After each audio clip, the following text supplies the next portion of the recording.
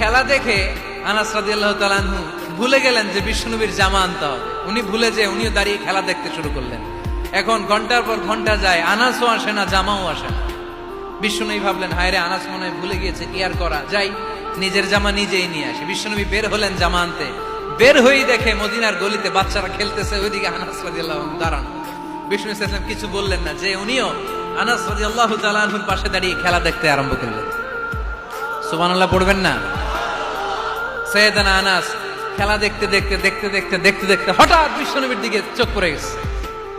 বিশ্বনবীর চোখের দিকে যখন সাইয়েদানা আনাস রাদিয়াল্লাহু তাআলা আনহুর চোখ পড়ে গেছে, সাইয়েদানা আনাস বলে, আমার কলিজাটা এখান থেকে এই দিকে চলে আসছে ভয়ে। কিসে? ভয়ে। উনি বললেন, আমার গলা শুকিয়ে যেতে আরম্ভ করলো, কাঁপতে লাগলাম। আয় হায়, এখন আমার মনে পড়ছে বিশ্বনবীর জামা আনতে পাঠাইছিল, ভুলে গেছে খেলার আবেশে পড়ে। উনি বললেন, বিশ্বনবী আমারে ধমক দেন নাই, আমার গায়ে হাত তোলেন নাই, জামা আনতে পাঠাইছি, এখানে খেলা দেখতেছো এটাও বলেন নাই, বিরক্তিও প্রকাশ করেন নাই। বিশ্বনবী শুধু একটা হাসি দিয়েছেন, স্মাইল। কি দিয়েছেন? একটা মুচকি হাসি দিয়েছেন। কি হাসি?